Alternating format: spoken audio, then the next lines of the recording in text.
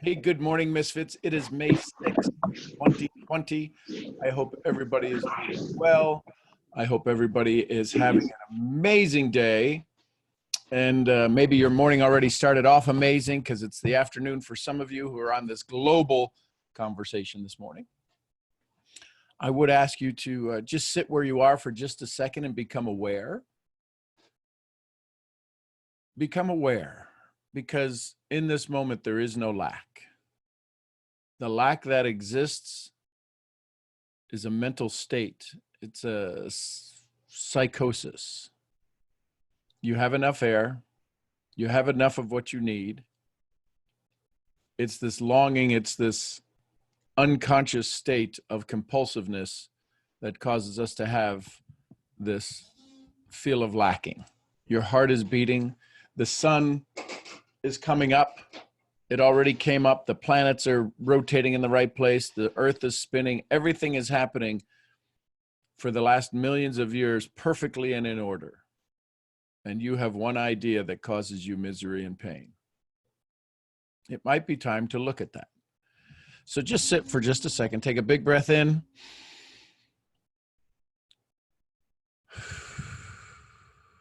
And just feel yourself for a moment. You are this perfect thing sitting there. And just give yourself some credit. Allow yourself to awaken to you. Just become aware. Outstanding. So let's go ahead and start off with your good morning messages to people. If you've already sent it, some of you again are internationally. You've already sent it out. Go ahead and send a few more. Good morning, everybody. And in these messages, put your energy in them. Even if you recorded it, it's a copy and paste. Buenos dias, Misfits, Julio. Even if it's a copy and paste, just please do it. Send the messages out. I promise you, it's the simplest of things. Listen, the world is not governed by the lions and tigers. It's run by the ants and the insects. It's the little things that matter. So as we start off this morning and you send out your messages, if there's anybody new on the call, if there's anybody new to the call, go ahead and drop an N in the chat. Drop an N in the chat and let us say good morning to you. Let us welcome you to the call. I'm just looking here. I think I recognize most of the names. Well, there's a couple of new names here that I see. Yep. Good morning, everybody. Welcome, welcome, welcome. We started this call December 18th, 2018. This is episode 440 something. I got to look back, 441. And so 440 times we've met together, we've gathered together, we've had some conversations. For the most part, I'm usually on time.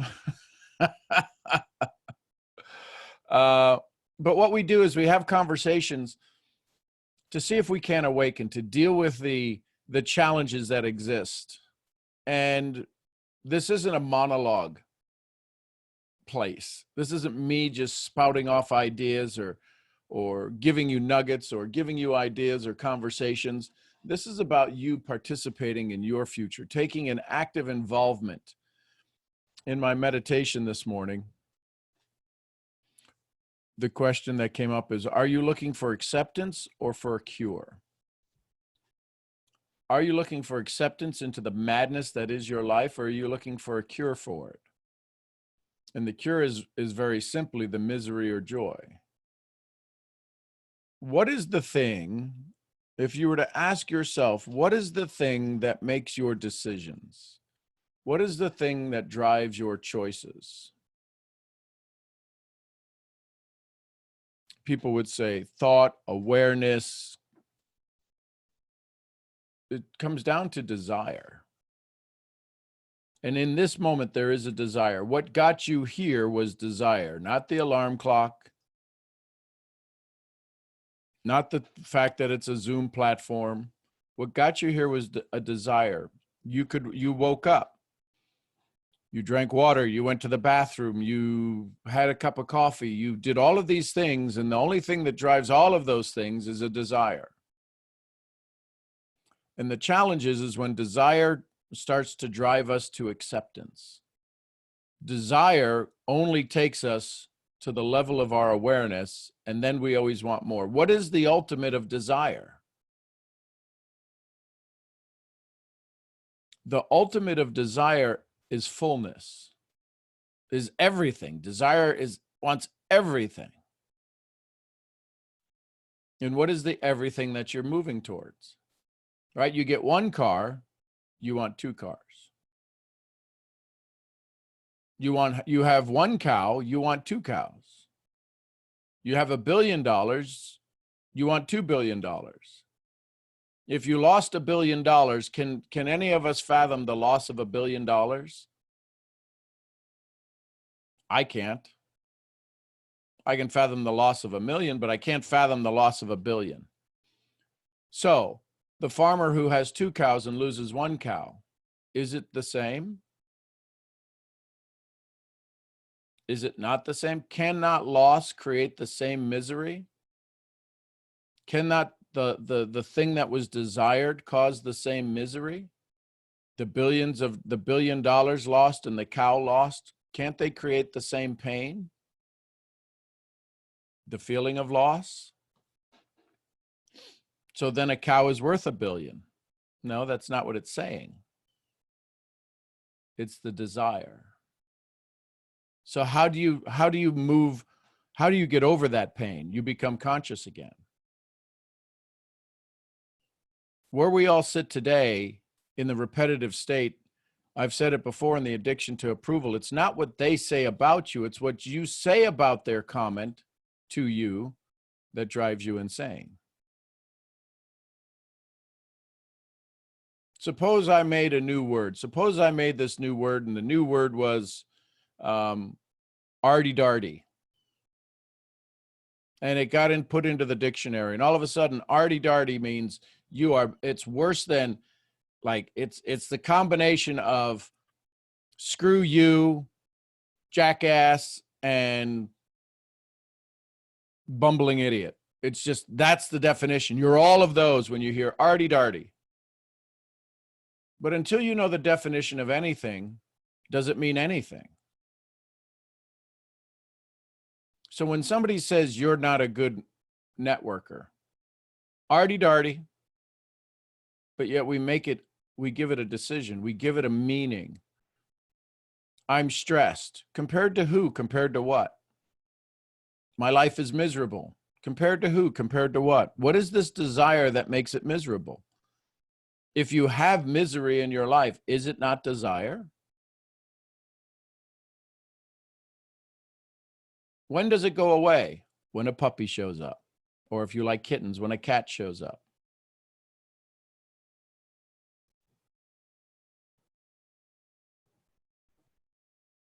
What is the desire that drives you this morning? It's an unconscious desire. The desire for wanting more, the desire for being here.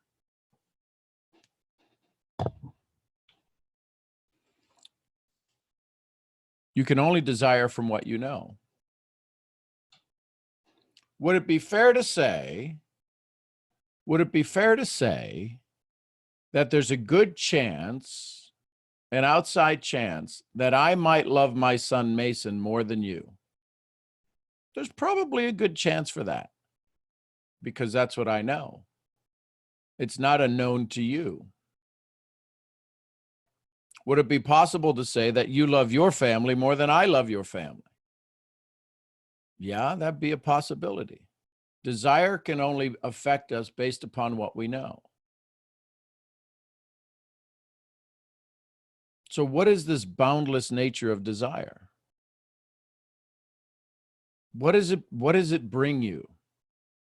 And at what point is it fulfilled? At what point is this insatiable appetite of desire fulfilled? Once it becomes conscious. Many of us, myself included, maybe I should just say myself, I live an unconscious life. 70,000 thoughts a day. I am not aware of a lot of those. That's a habitualized life. But when I sit in my meditation for 2 hours, I kind of get a little bit of direction back over it. These are the notes that come down. So let me ask you a question. As I stand here before you, as I sit here before you, I am me. I am Sean. And this whole body is me. 2 arms, 2 legs, right? My eyes, my ears. If someone were to cut off an ear and somebody asked me, who am I? Am I Sean less ear? If somebody cut off your ear, are you less ear? No, you're still you. If somebody cut off your arm, are you less you? Your actions are limited, but you're not less you. You're still the entire you. So then here's the question. If I cut off half of this cup, if I take this cup and I cut off half of it, is it still a cup? Or is it now just a tube? If I cut off this part where the bottom is, I cut off half of it, is this still a cup? It doesn't have no bottom. What is the function of a cup? Is to hold things. It can no longer hold things. So the point is that when we cut off things from an object, when we start to put iPhone 4, 5, 8, 10, 11, when we start to cut off things of an object, they are no longer whole. But if I lose an ear, my physical part, but I, the me, is still whole. You, the you, is still whole. How is that possible? If somebody walking along the street knocks you on the head, you'd say, hey, don't hit me. Or they punch you in your shoulder. Don't hit me. Your shoulder is not you. This is the whole conversation we have. Our thoughts are not us. The awareness, when we pose questions to ourselves, and in these questions we pose to ourselves, what is the possibility if what would be the feeling I truly desire, I truly want? What would be the outcome if that came true? Who are we asking?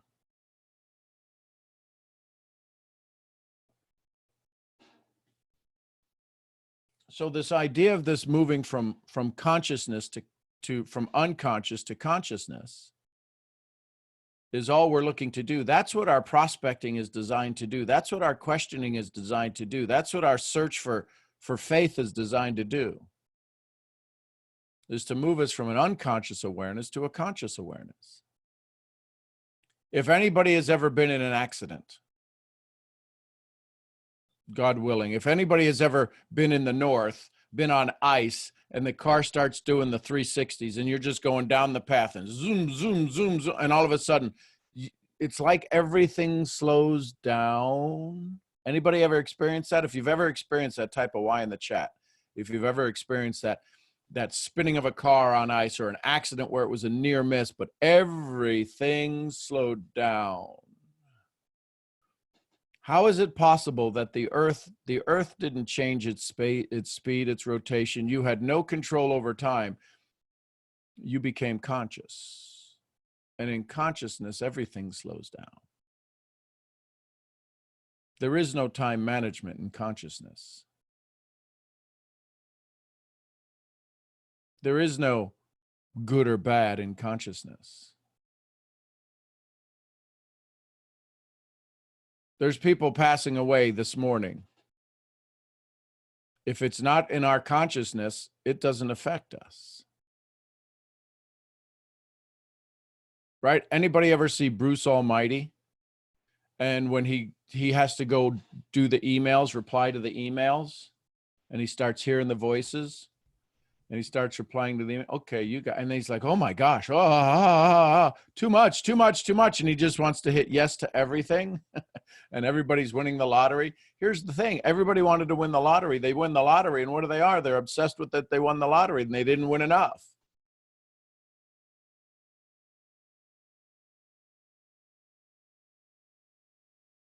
See, this thing of desire, you want the next rank in your company. You got it. What do you want? Then what happens? You want the next rank in your company.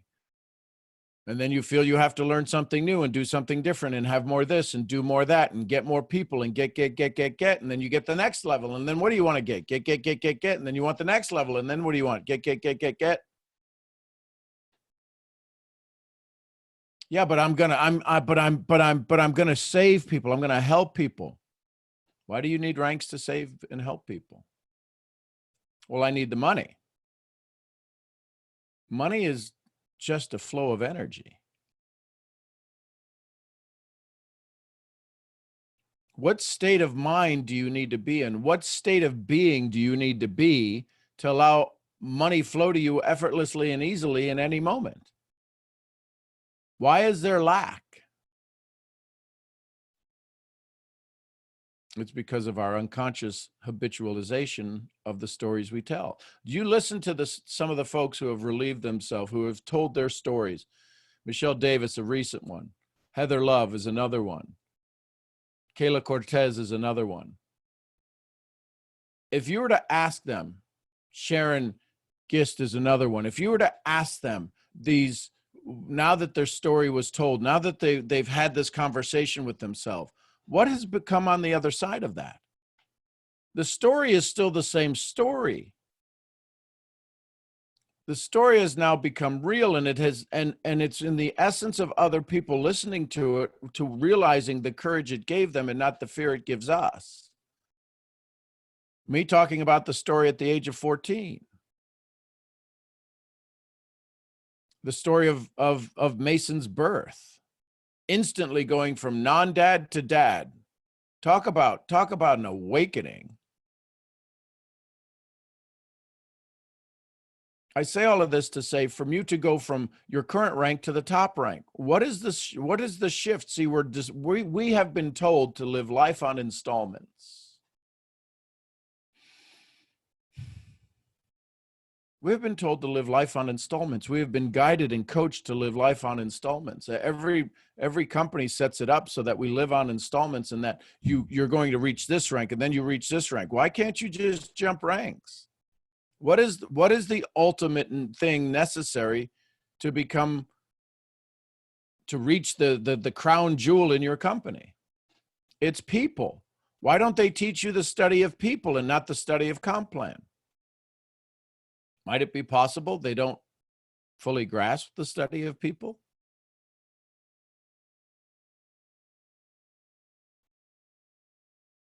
What makes you different than me? What makes us the same?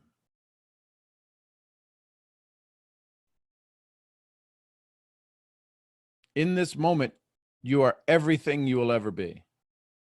And in this moment, hopefully you're more of what you want and less of what you don't. You're more of what you desire and less of what you don't. But become conscious of the things that you have. Be conscious of who you are in this moment.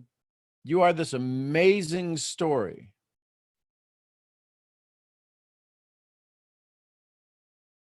You are this amazing story, this moment in history. We're more alike than we're different. And yet the entire cosmos spins and turns and moves, and the planets stay where they are, and the sun stays where it is, and we will wake up this morning to a beautiful sunrise. Some of you may be coming up on your beautiful sunset, and we go, ugh, but they don't like me.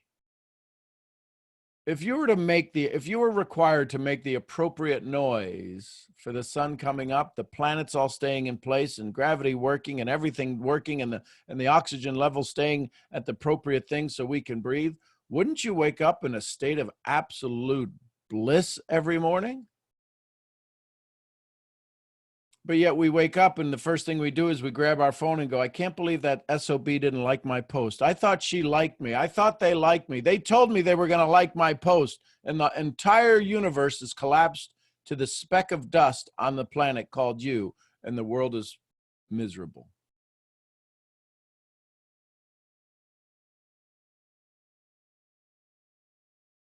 Is that not crazy? Is that not insanity? Are you looking for acceptance, or are you looking for a cure? We talk about churches, right? How many people have been telling you that if you come to our church, you'll be happy?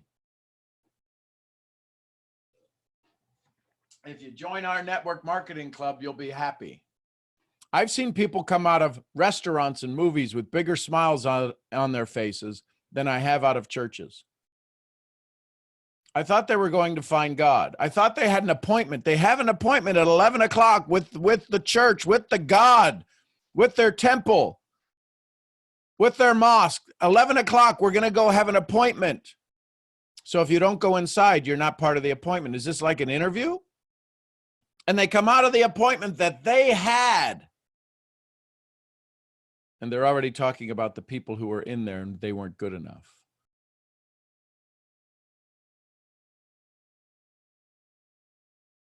You have an appointment with destiny. Do you show up? What time is the appointment? Is it not now? You have an appointment with joy and misery. Which one? You got two doors, joy and misery. Which one are you going into?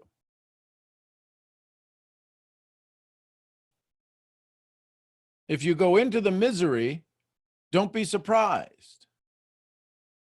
If you go into joy, don't be surprised if you look around and go, what's happening here?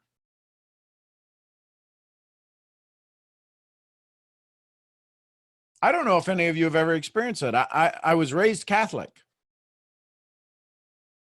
And we would come out of church and there would be people that supposedly just had an appointment with God. Even had a little taste of him.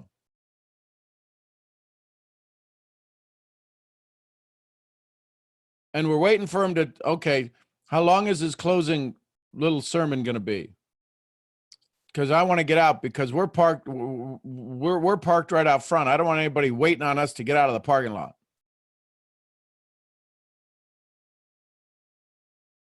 What is the appointment that you have right now? What appointment are you attending? You're here. Listen, I'm honored that you're here. I sure hope that it awakens you to come to some realization that you realize how important you are.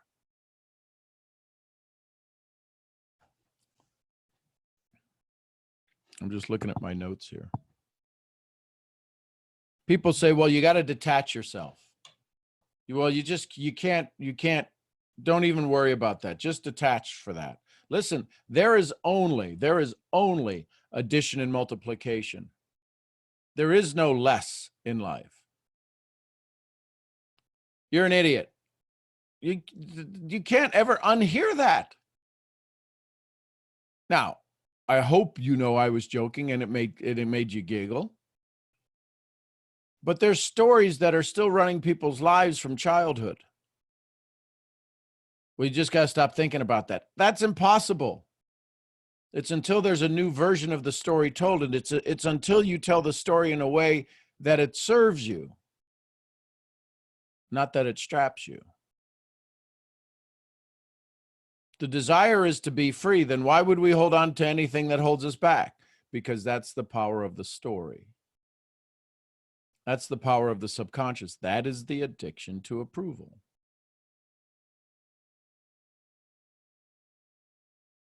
So as you sit here today and as you become aware, more and more aware, become more conscious of what you have control over, more conscious of how you get to tell the story, how you begin to filter things into your life.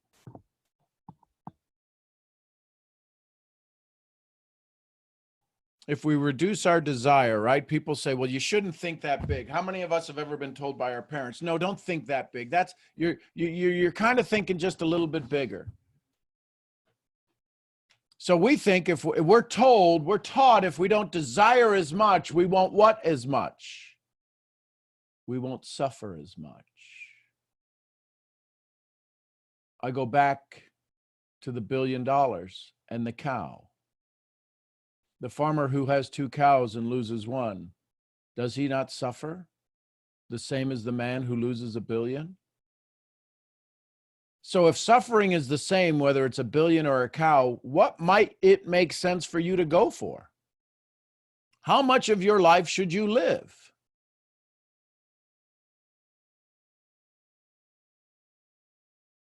How much of your life should you live? Live it to the fullest, because suffering is suffering. There is no level of suffering. There is no level of suffering. $1 billion or a cow, it's still suffering. Suffering and love are unquantifiable.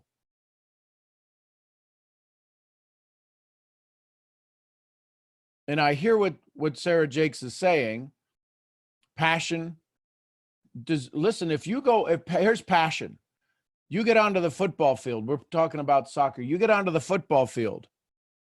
What is your level of passion? What is your level of desire to kick the ball? Absolutely through the roof. You kick the ball and you want to kick it with everything in your body, and you want to kick it in the goal. If you're going to compare passion and suffer, that's philosophical.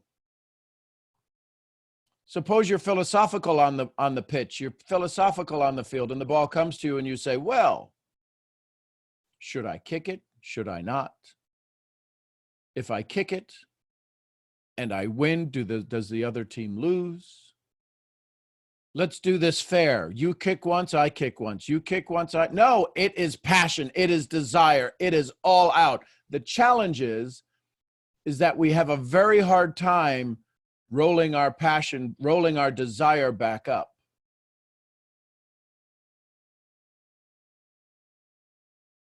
I think we have our true passion. The challenge is that we don't know how to roll it back up. You imagine if you wanted to kick the ball and you became the best kicker in the world, and you're somebody's name with an M, I think it is, who's this greatest this greatest player of all time, Pele. That's the name that rings in my mind.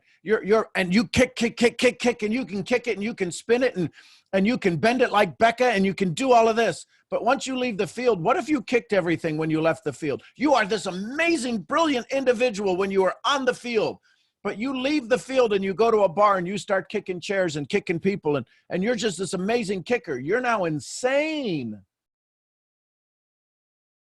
You're now insane. Can you turn it on? Can you roll it out? Roll out your desire. The challenge is most people don't roll it back. This desire for you to be this networker, this desire for you to be the best in your business, this desire for you to enroll people. Not everybody wants to play the enrollment game. Wouldn't it make sense to find the people who want to get on the pitch with you, who want to get on the field with you? Can you roll back your desire if they choose not to play the game? But this would be so good for them. They've got 2 legs. Might not be a good soccer player. Might not be a good football player. I have 2 hands. Doesn't mean I can play the piano.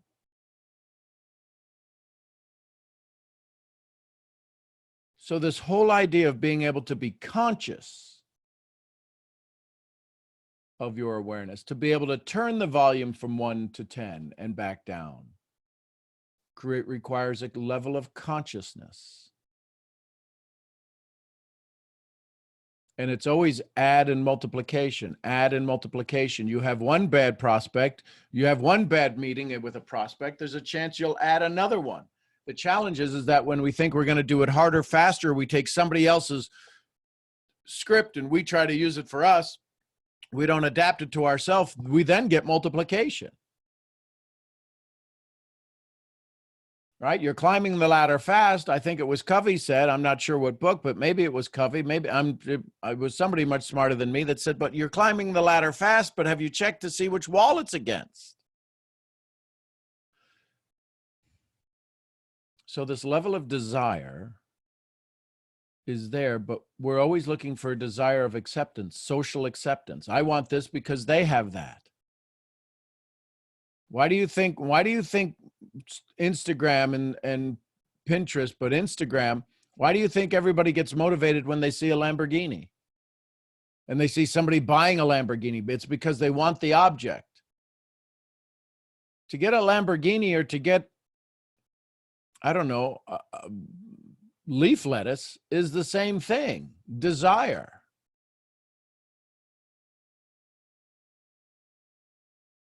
Well, it can't be. Anything you do is based on desire. Anything you do to get here, to listen to this, to write down a note. If you're writing down notes, you're creating a desire. Your current awareness helps to create your mindscape, the way you see things, that causes you to create a result that moves you towards your destiny so that you can become the master. And right now, what you master right now is misery and pain in some areas of your life. A lot of times, the misery and pain we're looking to master is, how do we deal with our old story that's already gone and passed?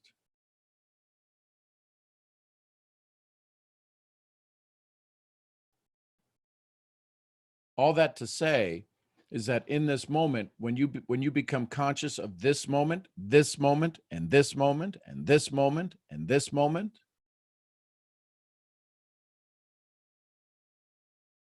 what can you desire out of this moment? Misery and joy. And if you believe in the law of attraction and energy and vibration then a friend of mine would say this to you: congratulations, where you're at, it's your fault.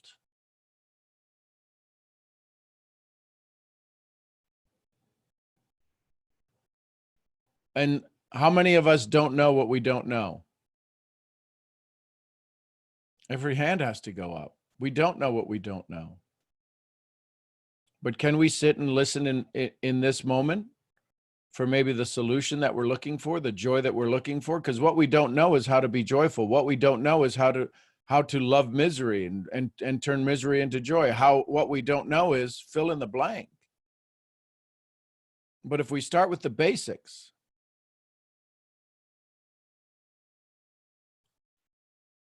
Harley, there is no reason to choose. When we get into the how, that's asking the philosophical question. That's asking an unconscious question to deal with an unconscious solution. There is no how. Why choose between passions? Can't you just be passion? Can't you just be joy?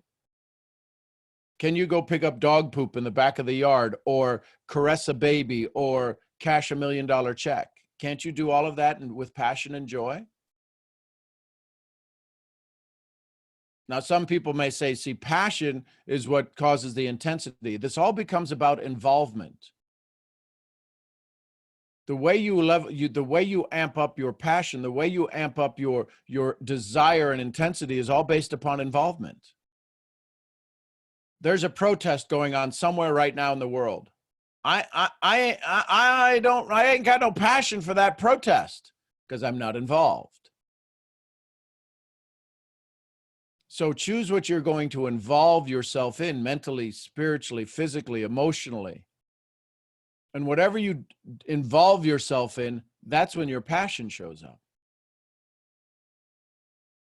When I have one-on-ones with you, when you guys come to me and have questions, I get involved with you, just you, not the other people who are on this call. I get involved with just you.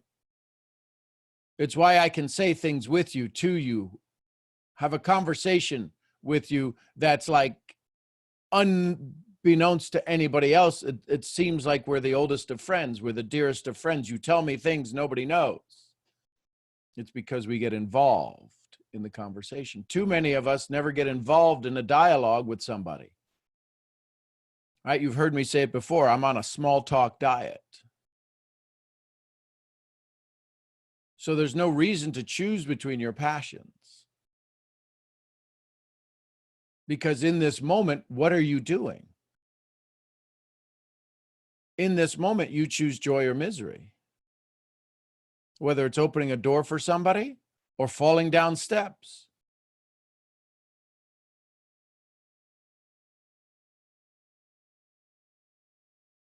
Shardia, I see you got your hand up. Good morning. Hi, Sean. Good morning. Morning. My question is, well, from an experience that happened, I had an experience when I was younger, and I've carried thoughts and feelings about it for a very long time, and I was finally able to release it to my mom and dad this week. And before, it felt very heavy carrying this thing, or maybe that was just the thought I gave to it. That was the power I gave to it. And after, I did feel lighter. I felt better, but I think in my mind I expected, okay, I've put this thing down, I've released it, I've let it go. You know, I'm gonna have a lot of energy. I'm gonna be able to focus on other things. I'm gonna be able to do all of this other stuff. And for the last 2 days, that hasn't happened. And one of your questions today was, how do you get over that pain? And I guess, I don't know, is it because I was attaching too much expectations? So let me see if somebody's on here who just recently went through this, if they're open to having that dialogue with you. Michelle Davis, if you're willing, if you heard that question, if you're willing to share any of that, because you just experienced this, a month of awakening and then realizing you might not have been awoke yet. I apologize. I did not hear the question, but I am here and Okay. I'm available now. So, Shardia, could you ask that question? So here's what it is in a nutshell. So Shardia had something that had been manifesting in her, and something from her parents, and an old story that was going on. And she finally, this past week, dropped it and let it go. And she figured, well, now I feel better. I dropped it. I let it go. I released it to them. But for the last 2 days, she's not been able to find her energy. It for me and what I experienced, it was more of the awakening, because I struggled. It seemed more after the awakening than I did prior. When I realized what my problem was, I broke down. And I thought that was my release, and it wasn't. It was that awareness. So what happened with me Saturday was the release, but I struggled for two months in this awakening awareness phase that drained me. And that's how I knew I didn't actually release it. That's how it worked for me. And it was more difficult after I was aware than it was prior. So thank you, Michelle, for sharing that, because Shardia, what you're going through is perfectly predictable. In the fact that you let it go, but you only just recognized what needs to be let go. Does that make sense? Yeah. I know we don't want it to make sense because that means, oh, crap. I thought, well, then this really sucks. So here's the 4 stages. Kyle Cease talks about the 4 stages. There's the fear, which was happening up until the moment you had the conversation with your parents. Yeah. Then there's now this sadness. And the sadness may be, I don't have energy. I don't have that. The sadness is, well, I thought I faced the fear. And now the sadness shows up as like, well, why don't I feel better? Yeah. Well, I thought as soon as Sean was saying, as soon as I told it to somebody and I gave it back and I released it and I dropped it, because now what's happening is the body is remorphing itself and saying, well, how's that working for you? Look at all of the stuff that's inside of us. None of this stuff is gone. All you did was become aware of it, and you opened the safe, and now all of this stuff is flowing out. That's like, I thought this was supposed to be joy. Does that make sense? Yeah. So in this moment, this release, this energy you're feeling right now, that's the release. This is the cleansing. This is the clearing. What Michelle went through on Saturday was monumental of release. What you're feeling right now, this is the release. And it's okay, because this is the body now morphing. This is the new energy. Because here's the thing, listen carefully. How many of you have ever said, I'm not going to do that? And then maybe we did it again. Right? And if I may interject please, there real please, quick, Michelle. the pain, I kind of went MIA on the world for like 2 weeks after I was aware. Right. And if you, and like I said the other day, if you don't understand what Sean says when he says you choose joy or misery, if you don't understand that fully, in my opinion, you have not truly released it, because I experienced full-blown freedom. And it's oh gosh, it's really hard to put into words because it's so short, sweet, and simple after the release.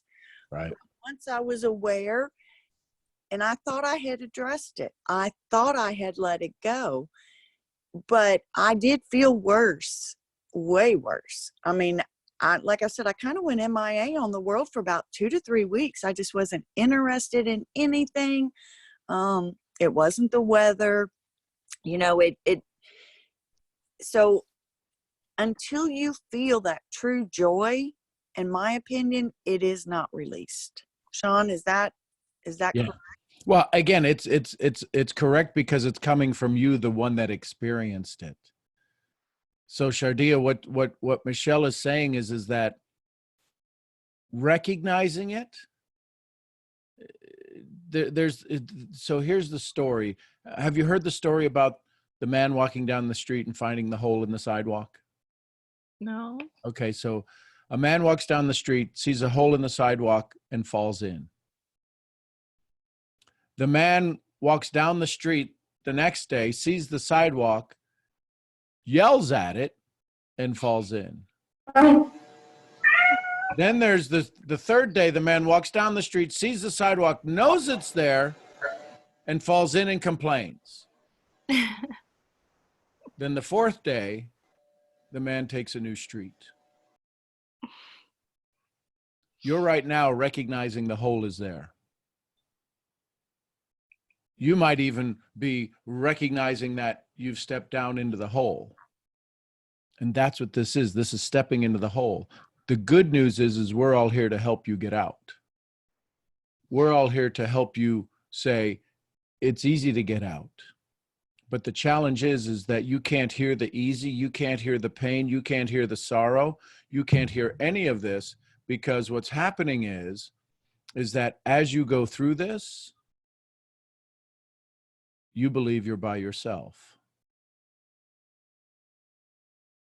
And the question then becomes is it okay if you are no longer by yourself? Yes.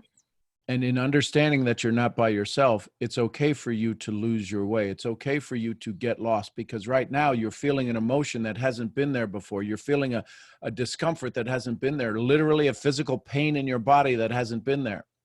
And the question is we keep saying, well, if that shows up, is there more of that?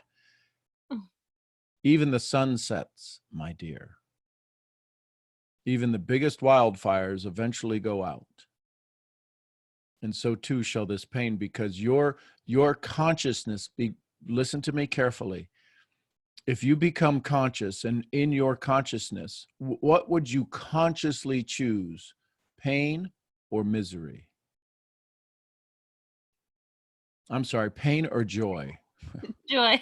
Dr. Freud to the lobby, Dr. Freud to the lobby. So consciously you would choose joy. Yes. So if this pain is showing up, it must mean that you have to be what? Unconscious. Yeah. And so when you become unconscious, the old story shows up. The old story ravages us. The old story suffocates us. But if you are conscious, even though this is now out, even though this is now aware. So what is the fear that, listen, none of us know your story. We do not need to know the story. You released it. You did it on your own. But yet here you sit with all of us who enjoy you, love you, see you in the highest regards, think of you of the highest, greatest human being, the expression of love and joy. And you sit there unconscious of our awareness of you.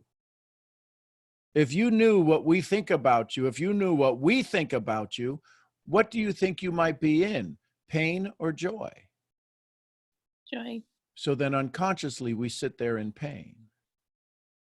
It's the only conversation. It's the only understanding that we could have, that we could see logically, right? If we're the psychological beings. But what if we become these existence beings, and you are in this existence? Because right now there is nothing in the room that is crushing you, is there? There's nothing in the room that has you in pain physically. There's nothing in the room that has you, that is poking you. Nobody's walking around with a saber poking you in the side, are they? No. Nobody is thumping you on the chest, making your heart hurt. No. So then we sit here and you become this great master of masking.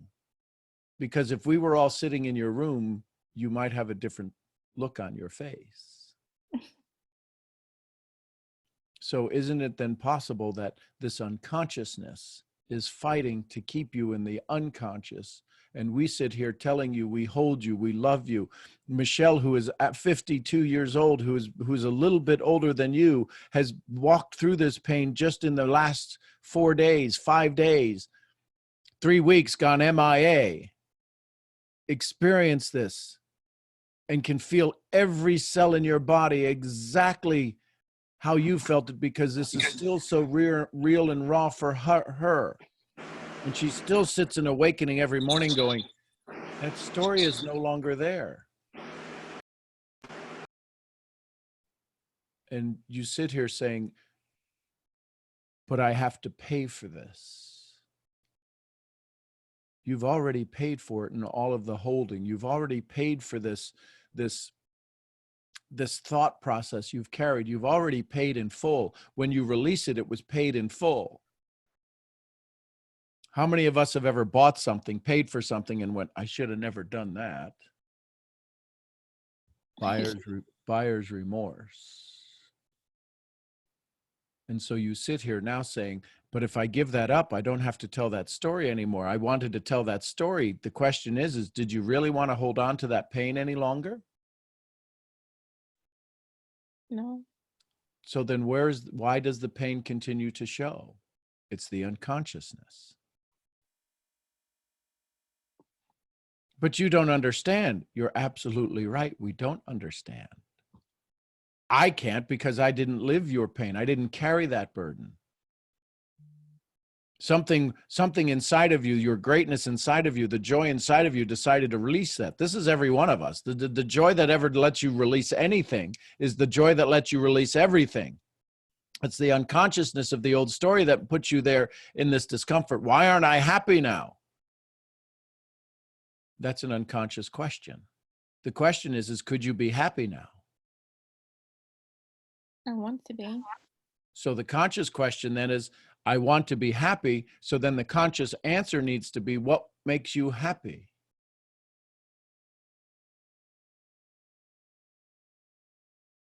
Have you done anything that makes you happy? The answer to that is an absolute no.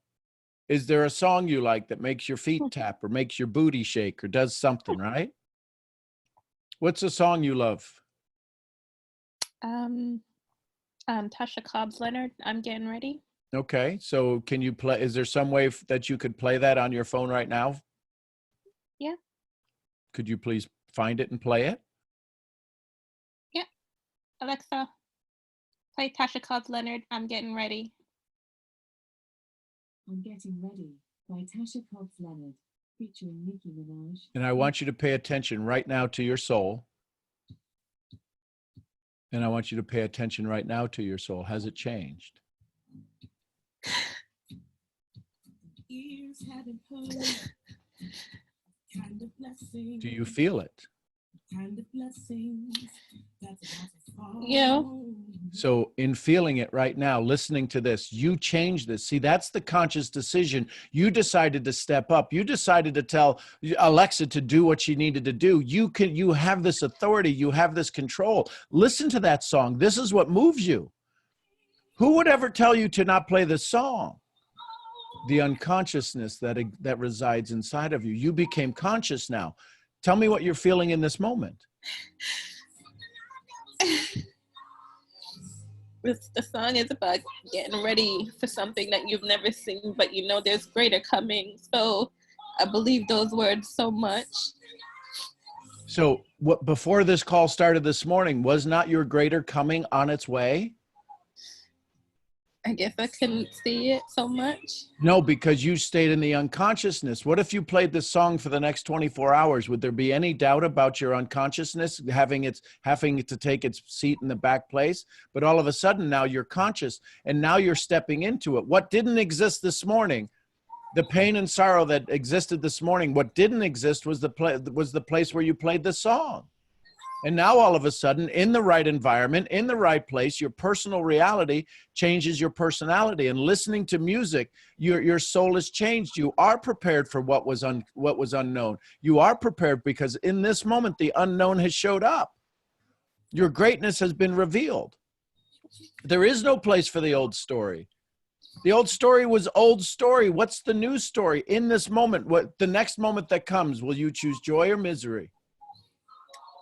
Joy. And in joy, guess what you get to do? You get to be joyful. You've already paid your price. You owe nobody for the pains and the sins and the sorrows that you carried. You've already paid in full. Why do we release the story and then think we have to keep paying on it? I've paid off my house. Great. I own it. I own it all. I own the freedom. Why do you keep paying the mortgage? That's called insanity. Yeah. So can you, in this moment, are you more joyful than when the music started? Yes. This is you. You are doing this. You are releasing this. You are standing up. This is okay to be joy. How long should you choose misery? Never. How long should you choose joy if you're conscious? Always. And if you choose misery, it has to mean then the only possible explanation might be that you're what? Unconscious. Yep. That's why we keep saying woke. We want to find people who are woke. You woke when you told the story, then you went back to sleep. Because it can't be woke. It can't be that easy. I've been told life is miserable. Life is tough. Life has to be hard. To have what you want, you've got to suffer. The level of suffering is not based upon the amount of desire. Suffering is suffering. Do you choose to no longer suffer? Can you bring joy to people from a state of suffering? No. Can you bring people health in a state of sickness? No. Can you allow people to give when you're in a state of misery? Not so much. As you continue to be joyful and as you continue to step up into your greatness and as you begin to say that I've paid my dues, I've done my time, and you listen to the song and you start to relieve and you start to do those exhales, guess what? We get to give you more because now you have space for more. That's right. You get to hear Michelle tell you, I got you. I got you. She just went through this. I got you. If anybody can say she's got you, she's got you. She knows exactly the pain you're suffering. And she's saying, when you understand the simplicity of joy and misery, your life changes forever. Yep. Tell me how you feel in this moment. I am. You're in the frontier. The frontier is that place where out there is everything unknown. Turning around like this is everything known. You are in the frontier, and in the frontier is messy. In the frontier, the unknown, what you're stepping into right now is the unknown. But in the unknown is unlimited possibility. Yeah. Unlimited possibility. Back here is everything known, and it's a repetition, and nothing fails like success. But out here, where you stand right now in this moment, where that music is guiding you, where that music is pulling you to, you stand in the frontier. The frontier will be messy.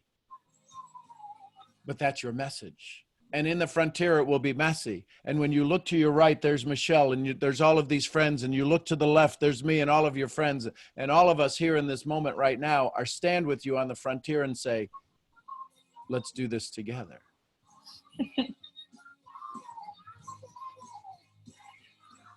See, maybe, quite possibly, you thought you were alone in this.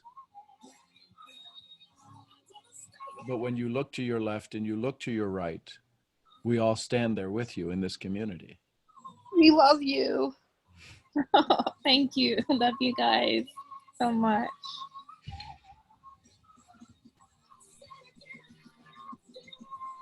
So tell me how you feel in this moment, Shardia. I don't know if it's, I feel peace. I didn't feel that before, but I do feel peace. And so here's the conscious question. Where was the peace when it didn't exist? Well, if it didn't exist, it wasn't there. But isn't it always there? It was covered up. Yeah. If you have peace now, where did it always have to be? With me. Because you didn't go eat a pill, did you? No.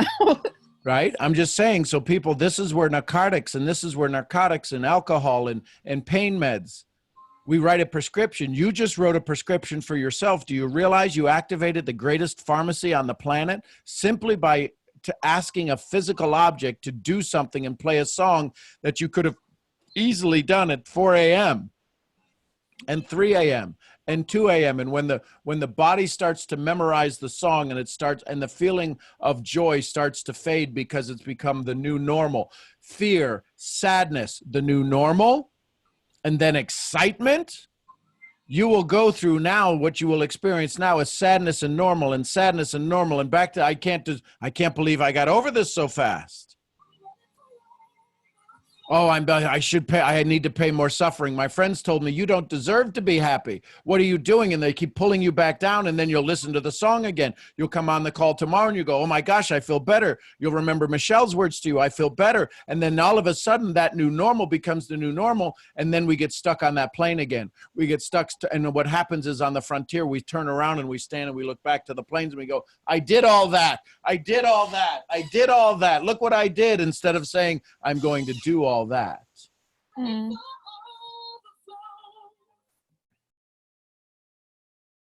You did this. You showed up today. You raised your hand to ask the question. You decided to reveal yourself. You decided to do all of this. And right now you sit in joy because you did this. Don't put your authority in something you have no authority over. My words or anyone else's. You are the authority. Find your source, God or otherwise, but whatever source it was allows you to sit in peace, has always allowed the peace to be inside of you.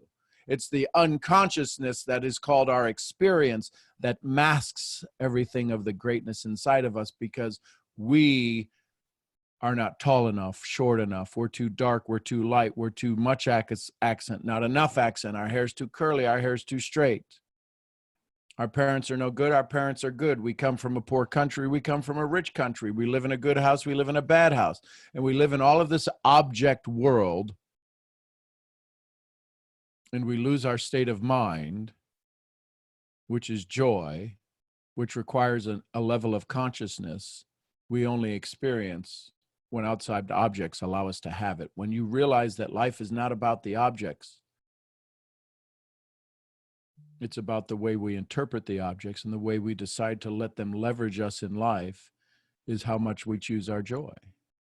So you let a machine, a device that you called by name, play sound for you. Sound, that's all it did. It had vibrations, it had electrical current come to it, and it produces a vibration that allowed sound to come out of a device that cares whether or not you like the song or not, but it changed you at a cellular level, and you sit in more peace now than when before the song started. You did this. That is a conscious decision. Yes.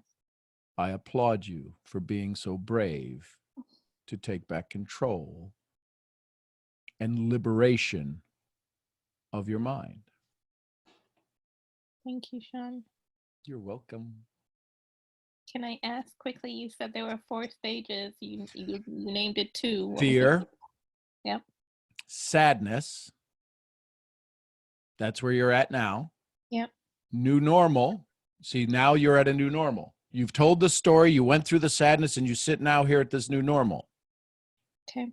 And then when we get off the call and because of that sadness is so strong and the old story is you don't deserve this, you may fall back into sadness. Guess what you tell your little Alexa to do? Play the song again. Play the damn song, turn it to volume 10, put on earphones, do something, but get that. And that proves that vibration is more powerful than conversation. Yeah. Your vibe determines your tribe. And when you start to play that, you are there. Imagine if you got tickets to her show tonight, wherever she was playing, and you were front row. Would any of this misery exist? No. No, it wouldn't. So why do we let it exist? Why can't we make up the story?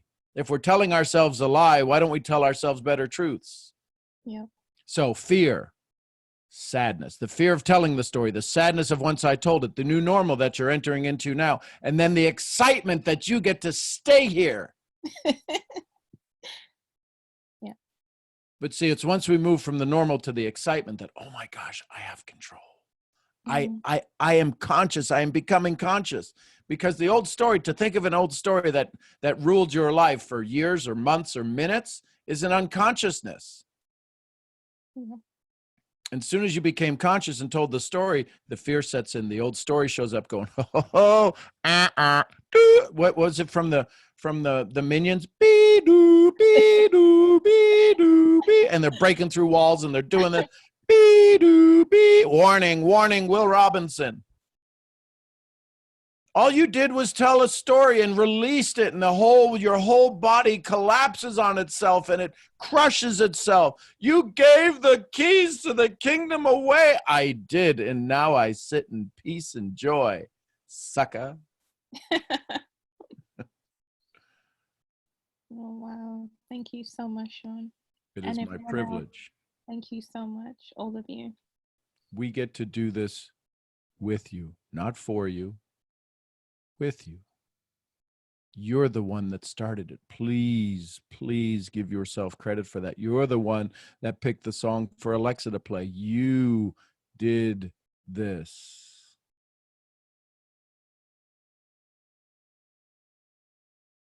You're the bestest.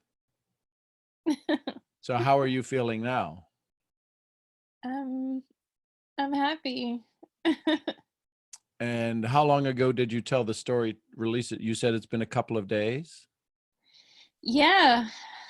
Yeah, 2 days ago. And Anybody hear her voice different?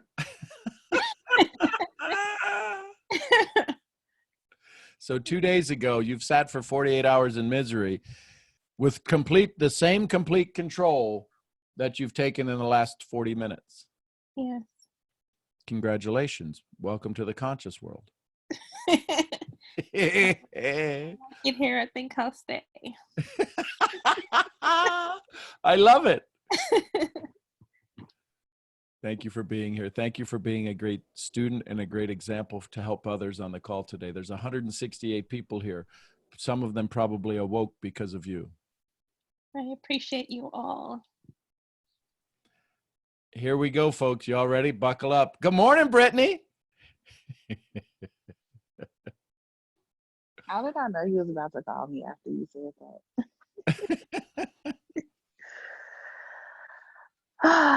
Okay. Let's see.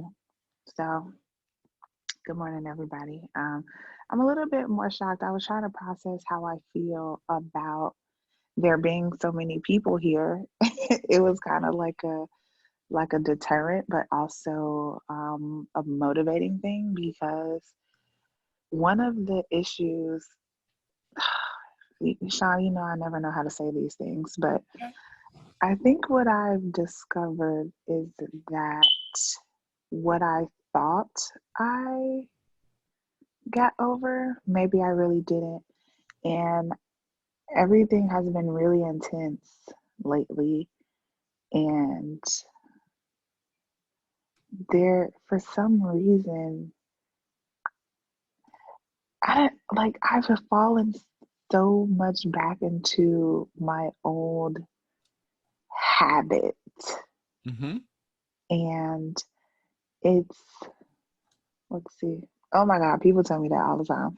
That I look like cash off. That's hilarious. um, I feel like I've had an increase in insecurity. I've had an increase in aloneness. Mm-hmm. Not necessarily lonely, Right. but alone, right? And it's like, even though things are happening within my business at a rapid pace, I feel overwhelmed, unsupported, and just more alone. And I go through these ebbs and flows of, oh girl, yeah, you the shit, you could do it, do all of this, and oh girl, no, you can't. Like, you can't, you just can't. It's so strange, and I'm trying to, So here's the thing. All of this is happening in your mind, right, right? But it's really when you decide, well, let me ask you this. You'd like to relieve the pain and you'd like to do all of this stuff, but the desire that you have is body driven. And I'll prove it to you. Let me have somebody come and put their hand over your mouth and nose, and let's see how much all of this pain and misery you're talking about, let's see how important that is compared to what the body wants after about a minute, after about 2 right. minutes. 2 minutes, nothing else matters. The body wants to live. The body has a desire to be more. Everything has this law of attraction. Every chemical in your body, every electron, proton, nucleus, and crouton have this attraction. And in this attraction, everything is attracted. They have a huge level of attraction, right? What if every bonding, valent bond and chemical bond that existed in the world, what if every chemical bond decided, you know what, screw it. I don't want to be attracted. I don't, hydrogen and water. I don't even want to be attracted to water anymore, to oxygen, 2 hydrogen, 1 oxygen. Screw that. What happens to water? So it's when we get in the mix of things. It's when we get in the story of things. It's when we start to become to complicate things. This level of loneliness, this level of being alone, this feeling of isolation is because you told a story. What story was that? What's that? I said, what story was that? Well, the story was of mom and grandma that you told before, that you had you all in emotions and you're like, I can't even believe I'm going to say this. All of those moments that you said, I can't believe I'm going to say this. How does that feed into this? I'll go back to our resident agent on that, Michelle Davis. You're going over my head now. Well, but I'll go to this. It's not the Oh, Cheryl, explanation. did you make a new picture? It's so pretty. Oh, thank you. So it's not that it's over your head, Michelle. I just want you to speak from the experience.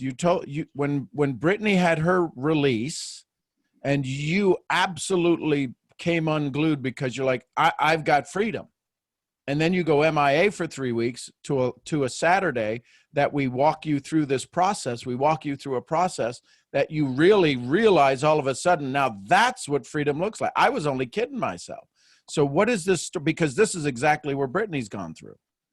Yeah, I understand that, because I thought, Brittany, when you started talking about your mom and everything, and I thought you had released it, and I thought I had Me released it. too.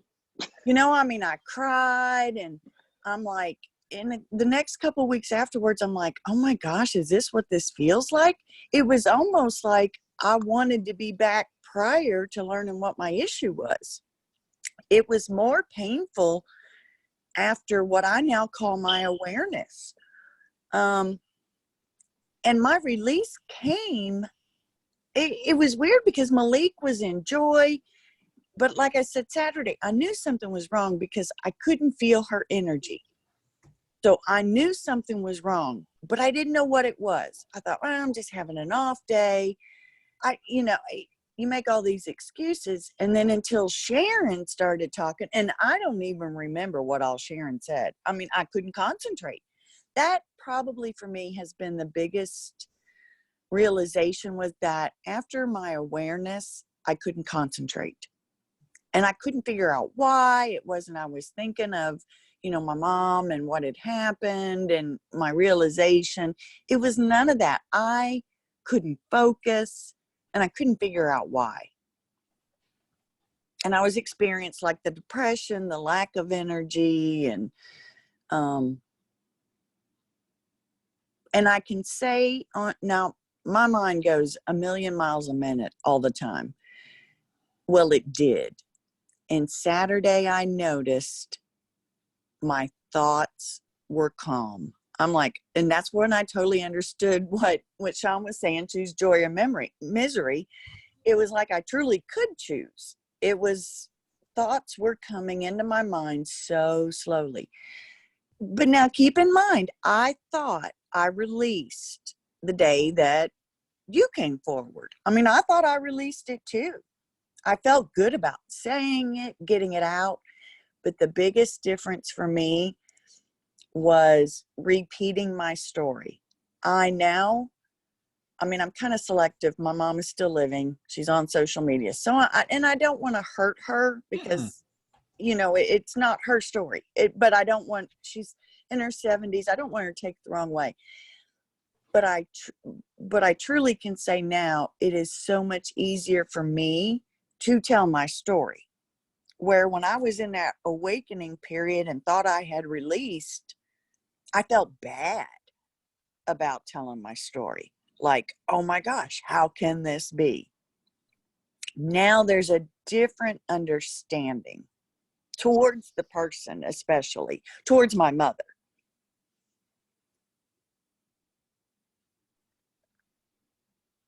So my question would be, are you in the awareness phase still? I mean, I thought because I cried and because my heart hurt that I released it. Mm-hmm. And that truly wasn't the case. But I didn't know that. That was the only reason I know now is because I really did release it Saturday. Like Saturday, May 2nd is 2020 is going to be ingrained in my brain forever. Like that to me was a day of freedom.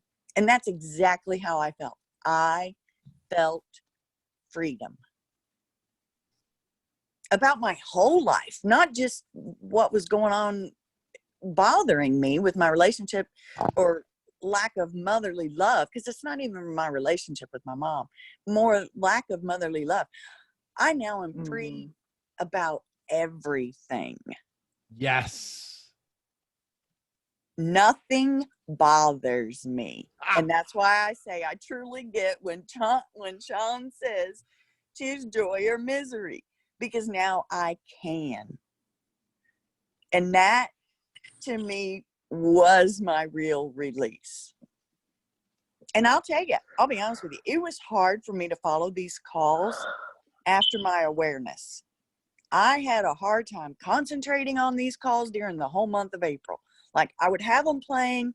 Some days I could tune in more, but for the most part, I can't tell you what any of Sean's trainings were on April. Like the Les Brown thing, I totally missed it. Y'all were talking about it.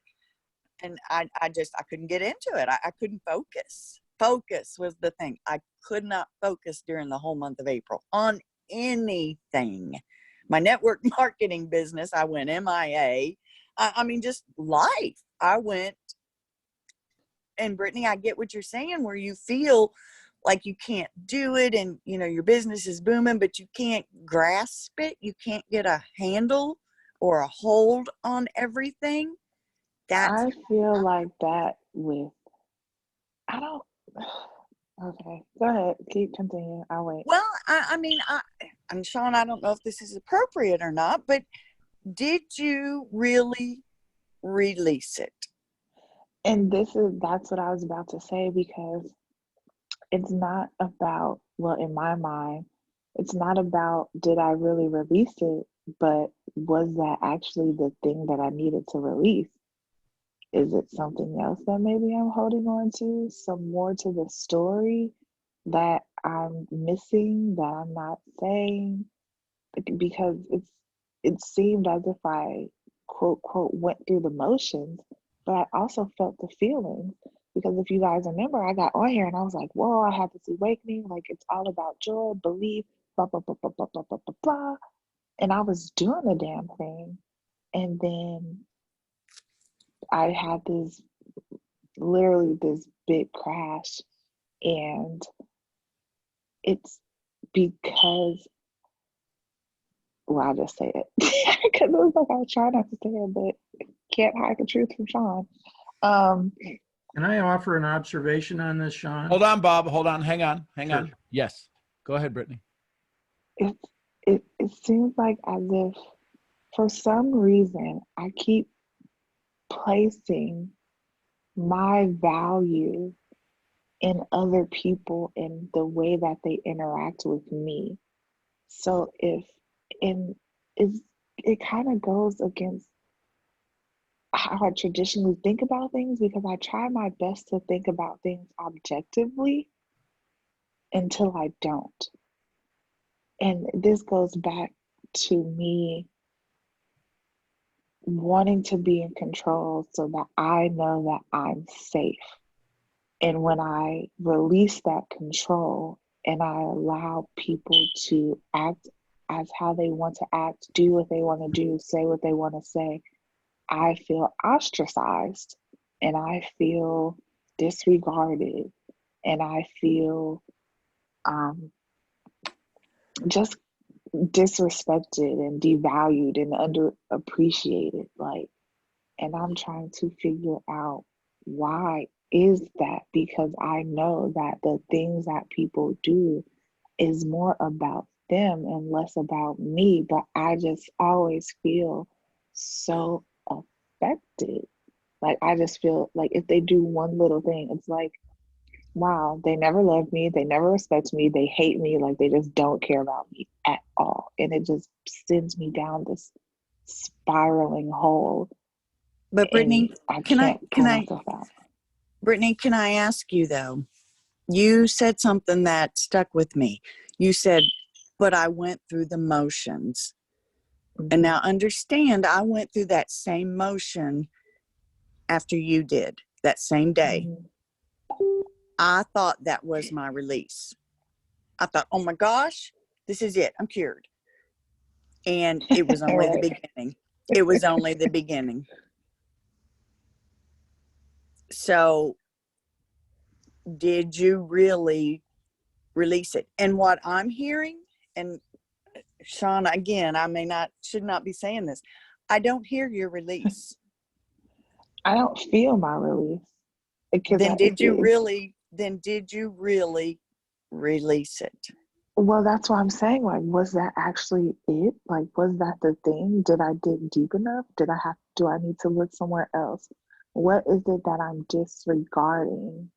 Like, do I even need to? Does it have to do with my mom and my grandmother at all? Does it have to do with something else? What is it? I've shuffled so much through the cards of my life to try to pinpoint that thing. Like, okay, did this bother me? Did this bother me? Was this very impactful? Was it this? Was it that? And I did the same thing after my awareness. I'm like, is this really what my issue is? Like, and it wasn't that I didn't want to believe what my problem was. It was more of, is this really it? Is it this simple type of a thing? Is it, oh my gosh, it was an awareness for me. And I thought I released it, and I had not even begun to release it. I think I can put some structure to all this. Hang on, Bob. Hang on, Bob. Hang on. This is a female brain talking to a female brain right now. Hang on. If you, in my opinion, in my experience, not my opinion, in my experience, I was more bothered by everything after the fact versus my real issue.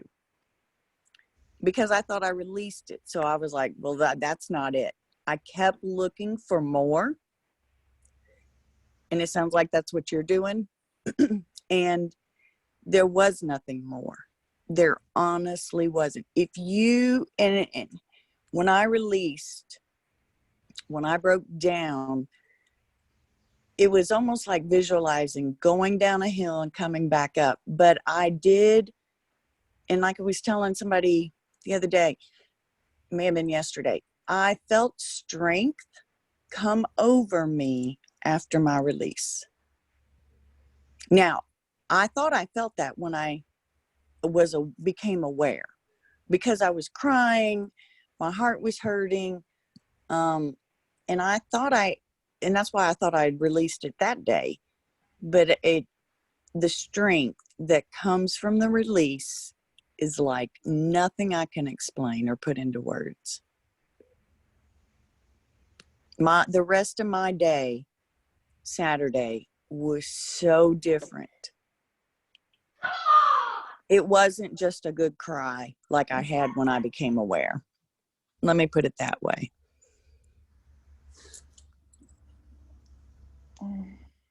So I can speak about my issue now, what was holding me down, and it does not bother me. Does speaking about your mom and your grandmother now, do you still feel anything with it? Are you pulling one way or the other? I never felt one way or the other about telling the story. I never cared to tell the story. I didn't feel embarrassed or shamed or guilt, or when I did tell the story, I never felt like, well, maybe they won't understand. I just would tell it. But I feel like me and my entire being within itself is just more complex than it has to be, which makes me feel misunderstood, which probably makes me feel why people just don't get it, why they just don't measure up, like why can't they get this, why I don't know. In my experience, that's how I felt after I became aware and thought I had released it. Now keep in mind, I thought I released it back in March when you did, okay? But everything became more confusing, so to speak. My thoughts, what I thought were problems, internal problems especially. And when I say freedom now, I truly can say, I don't care what people think of me. I don't care what people say about me. I am me. And that is okay. That's You the know, freedom I speak of.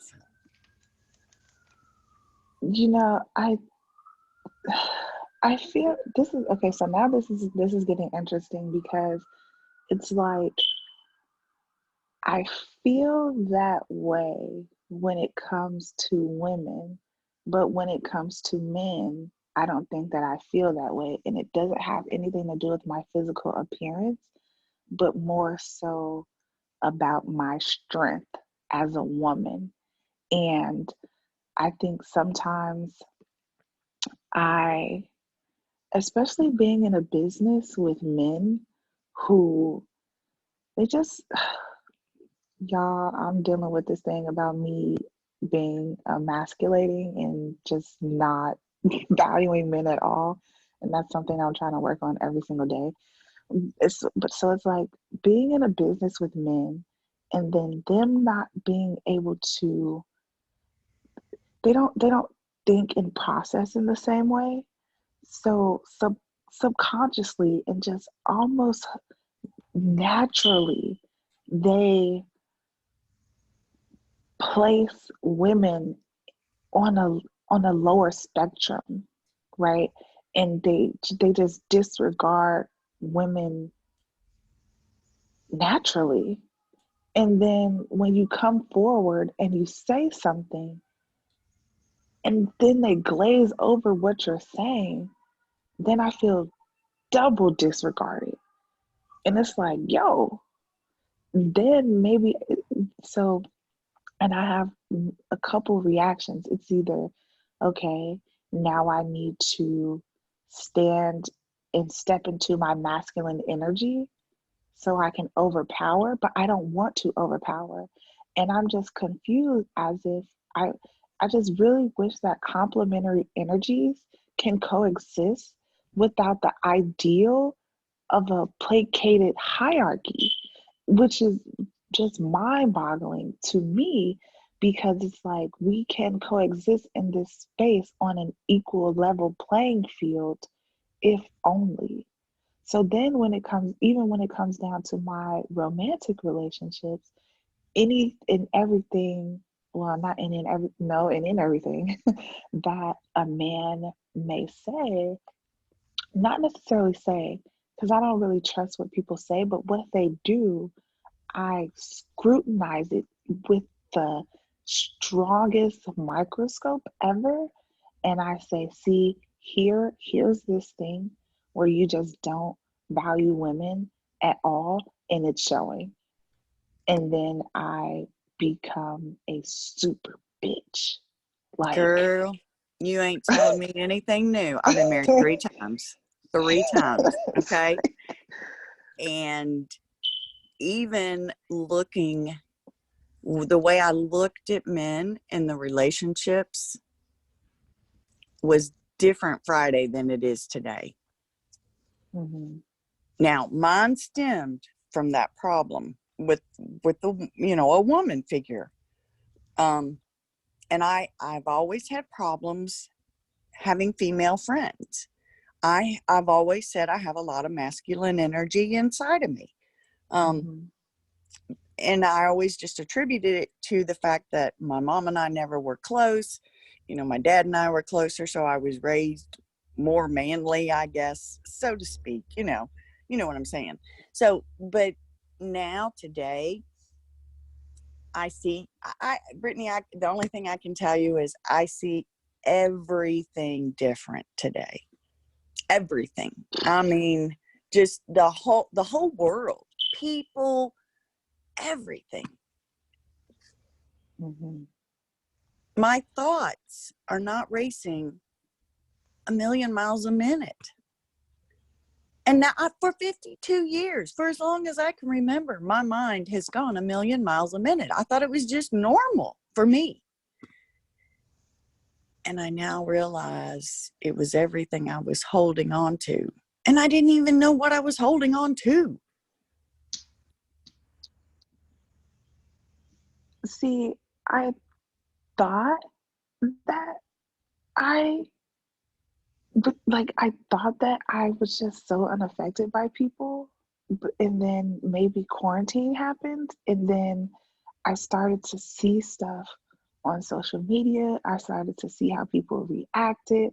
I started to see how people thought, how they would try to make a logical thing seem logical. On social media, people are just putting out their opinions. I honestly just have to get over this. I think everybody is an idiot. And it's so like, and I'm trying so hard. And I say it all the time. Like, I've had this conversation. Okay, Sean said, everybody has value. And it sucks. It really sucks of me to have to do that and say that to myself and say, everybody has value. Everybody has value. But then I see certain things and I'm so quick to be like, see, idiot, just dumb. I knew it. And somebody told me that they told me this all the time, and this may be true.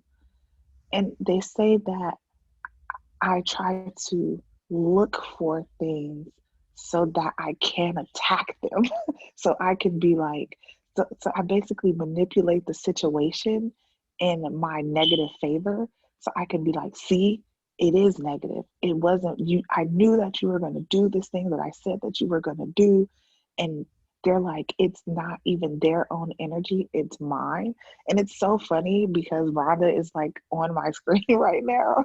And I'm like, I don't even know because I don't like, is her microphone unmuted or something? But like, Rhonda's on my screen. Oh, okay. I'm like talking about how I think people stupid. And I know Rhonda also kind of feels the same way. But I need, like, I need All I help can tell getting you, out of that. Brittany, all I can tell you is I experienced the same thing in April. I was like, look at these people. That's wrong.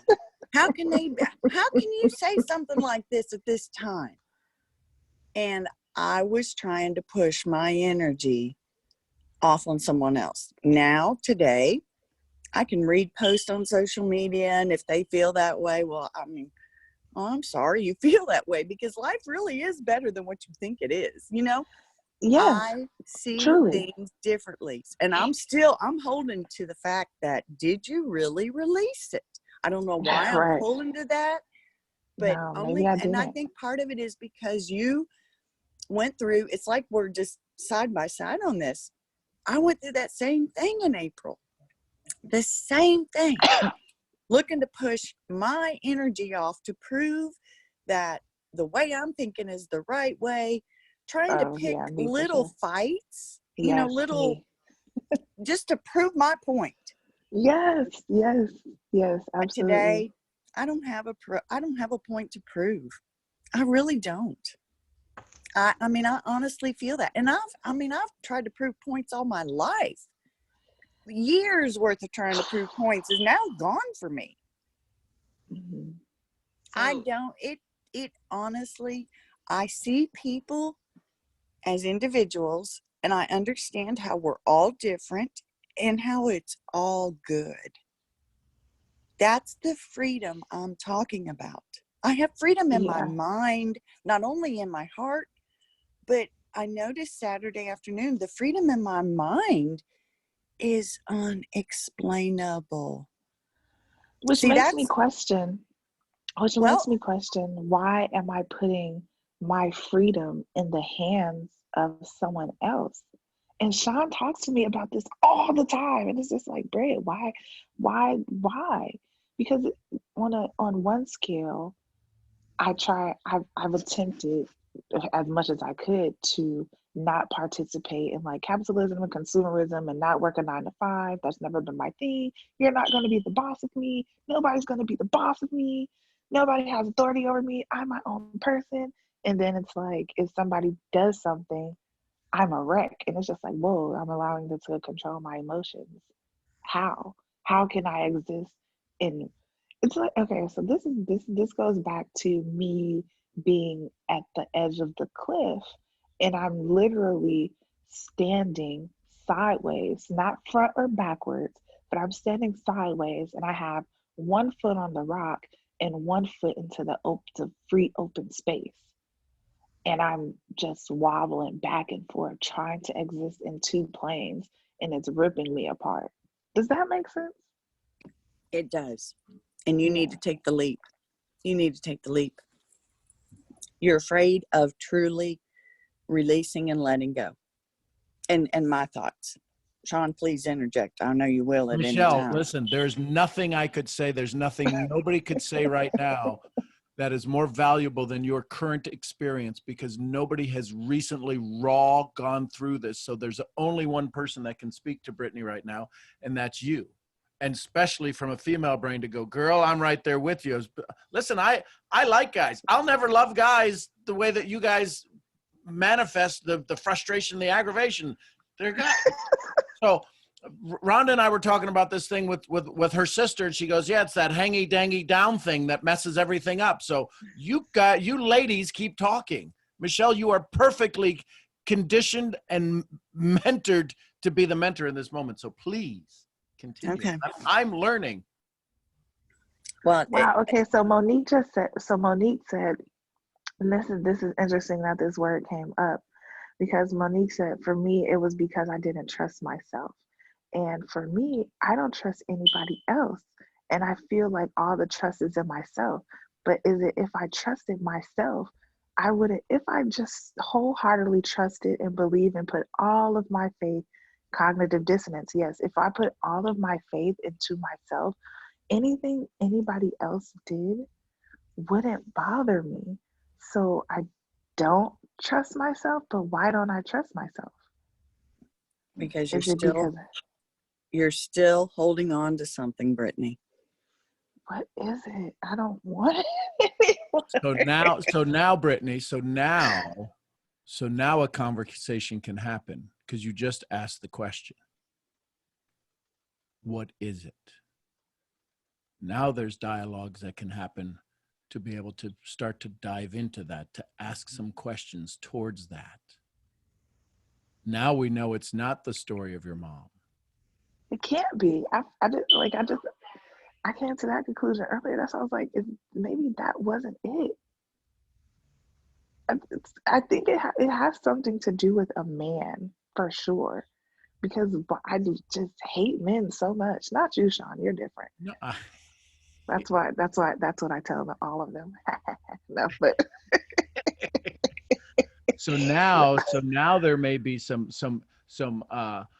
inquisition, some dialogue. And Bob, now you've got some questions that'll bring value to this dialogue, but it's in this emotional. It was in the emotional exchange that I wanted the ladies to have a conversation. So if you've got some input, some ideas and suggestions to start, some questions to ask, now that came open to what is it, that I'd love to hear that dialogue.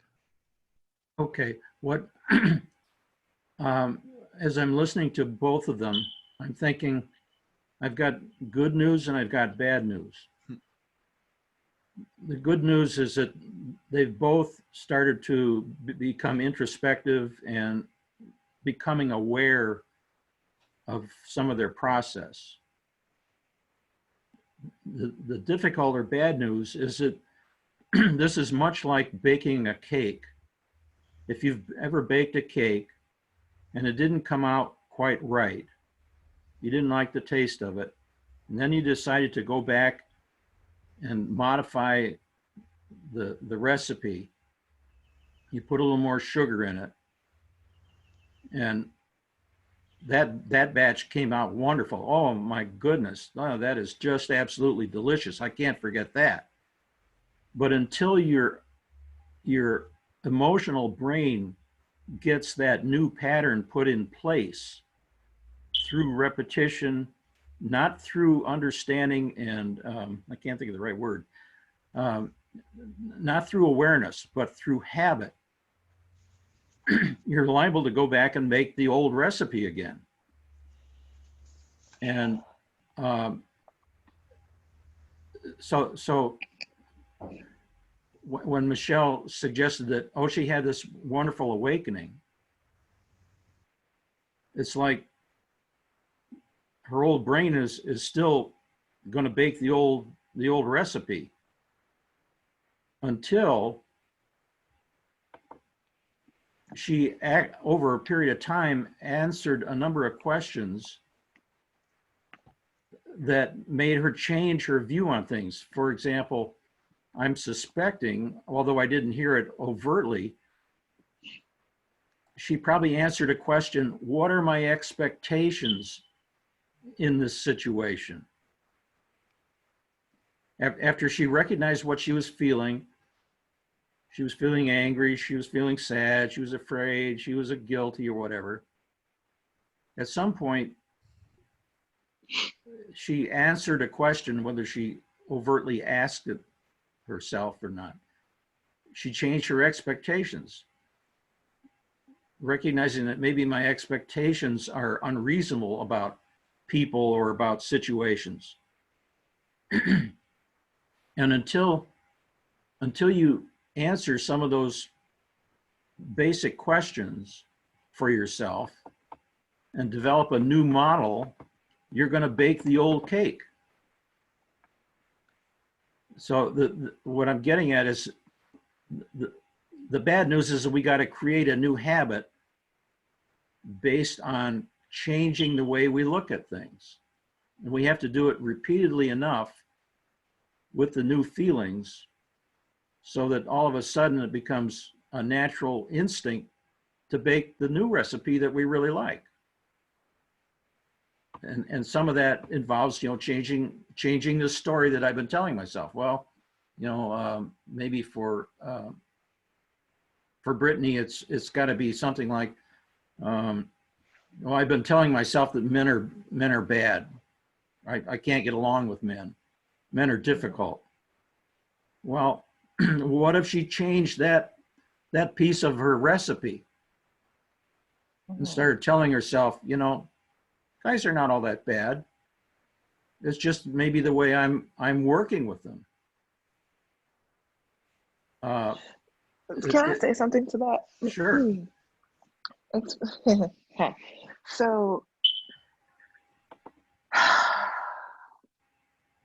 now, when it comes to this subject and that topic in particular, it's extremely dangerous, right? Because when it comes to, I guess, sexism, if we would just say, right? And men and women. And it's typically, normally, usually, publicly, the thing that we hear is women have this issue with feeling this way from men or being reactive towards men. And it's very enabling and dangerous to say, well, maybe I need to change how I interact with men. Now, I'm speaking on a macro level, right? Because if everyone did that, if every woman did that, it wouldn't necessarily change the structure and the socialization and the thinking of men. It just only increases what they already have. And it suppresses women even more. So even when you said something, I've asked myself about this expectation that I have on people, because I have very high expectations of people. My belief level in people is high, while also thinking that they're stupid, for lack of better words. So Brittany, here's what I'm hearing. All of the beliefs that you have, all of the things that you're sharing is in other people. And the only thing that ever gets broken is expectation. So what if all of that came back to you? What if your belief was in you? Could anybody fail your expectation if your belief was only in you? If you believe that no matter the situation, nobody could ever break your heart, could anybody ever break your heart? No. So then why is all of the expectation? What is the choice you make to say, I believe everybody is good, but then you in the next breath you look at everything at a micro scale and go, see, there's the thing that's wrong. What is it that's wrong about them? What if a three-legged dog comes up to me with no tail, is the dog not good? No. It's just the dog. That's what it is. It can only be a three-legged dog with no tail. If there's another dog right next to it that has all four legs and is perfectly groomed and is a pedigree and has all of its shots and everything else but bites me, should I be disappointed that in its pedigree? No. So then why am I putting my expectation in the label I put on other things? I don't put expectation in other people. Why do I do that? Because that's a way of you not having to look in the mirror. It's exhausting. Why do I do that? Well, you have to answer that question. What's in the mirror you're afraid to look at? It's exhausting. It may be that you're uncomfortable having to review what your old expectations have been. And because the next question is, are my expectations reasonable? This is all about you as an individual, the dog or the male that you're interacting with. You have only a certain amount of control in life, and that's over your own experience, your own internal thinking and feelings. And a lot of that revolves around what you set as your expectations. Do you expect all men to be perfect? Do you expect only half of them to be perfect? Is there a particular kind of male that you have would have expectations of one way or another? So the idea is, if you can identify what your expectations really are, decide whether or not they're reasonable or not, and investigate, is your thinking about them and yourself positive and powerful? One thing I would like to add to that is I see my expectations now truly are mine. That's right.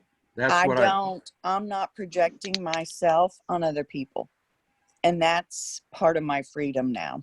That's exactly right. And that's what I said. I wasn't sure whether you actually overtly answered that question or asked that question of yourself about your expectations, but you just stated that your expectations have changed. That's the proof in your recipe that's going to work. So Michelle has this new story now that she lives by since Saturday, and it's freeing and it's emotionally liberating. It wasn't to get control, it was liberating. There's a difference. Control is dealing with the disease. I want to control my mind. Liberation, which happened on Saturday, is I'm pain-free. I'm dis-ease, as Bob Proctor would say, body not at ease. I am at ease. There is no more dis, right? What do we all say? And you might have said this once or twice. Don't diss me. But it's because I've adjusted my expectations. That's the whole point. The freedom comes. But they are your expectations, and you aren't projecting them on someone else. That's the key. Yeah, you can't control other people. All you can do is control you. So, Michelle, let me ask you this.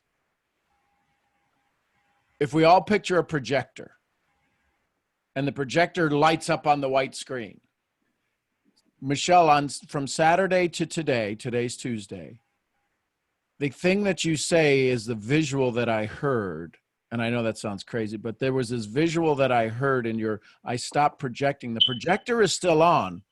And the expectations are still there, but the projection of them going up on the wall is eliminated. I'm on the wall now. Right. The only person I see in that projector on the screen now is me. See that I couldn't. I was my mind, right? Because I didn't go through this experience. My mind was saying, how did the lightsaber only go 3 feet? How did that laser only go 3 feet and stop? But you're now saying what I think is brilliant. Not everybody else is on the wall. Exactly. I honestly can say any expectation, especially towards men in a relationship, and it's funny how quick it just all happened, but the expectations are now mine. I don't feel I will project my expectations on someone else. They are who they are. Can I ask a question? What does that mean? What does that mean? What is my expectations are now mine? I think what I've been doing is subconsciously projecting. When I don't know, y'all, I just don't know. Like, am I projecting my expectations onto them, and like the expectations I have on? So am I projecting the expectations that I have on myself onto them? And when they don't live up to Brittany's expectation of Brittany instead of Sean's expectation of Sean, I'm upset. Yes. I'm bothered. I'm point blank, short, sweet, and simple. In my opinion, you aren't free yet. You aren't free because obviously. I only see me now. Like on that projector screen, when the projector turns on the white screen, there's me. It's either blank or there's me. There is no one else.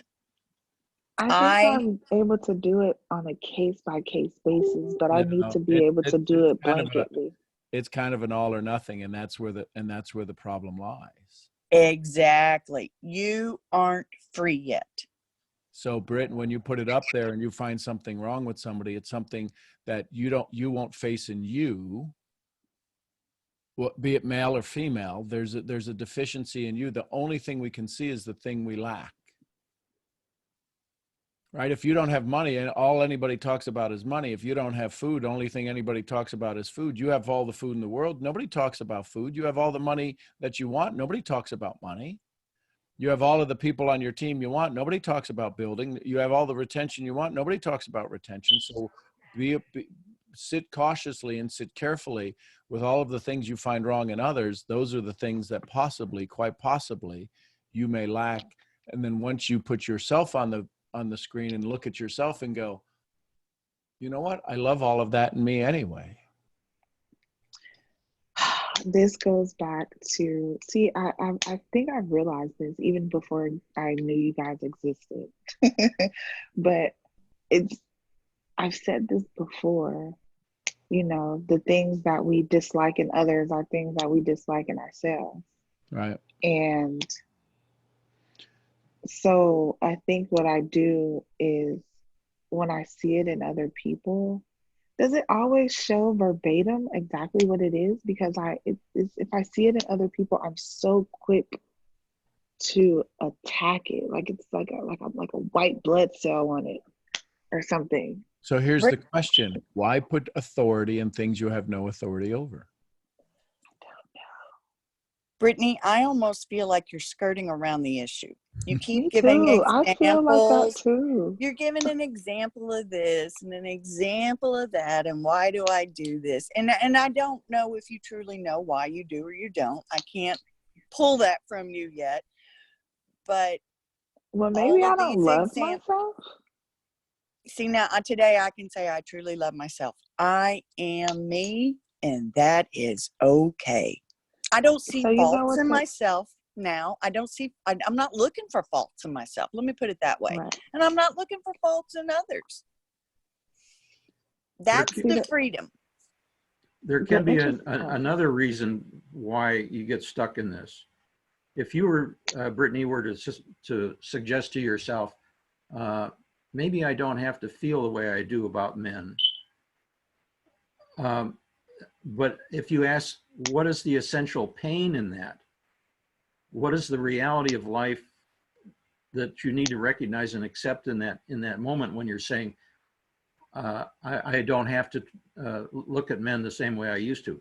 Well, it may be something like the pain is, if I accept that belief, that new belief, then I have to recognize I'm not in complete control.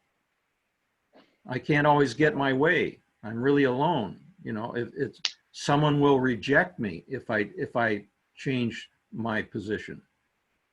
So there's, as you go through this process of changing the emotional brain, you're liable to run up against the barrier that exists in the pain of what you have to surrender in order to change that belief. But there's also an earned reward from it. So if you answer the question, what is the earned reward? Well, it might be something like, I'm not perfect. I can't control everybody, but by gosh, I don't really have to. Are we free to talk?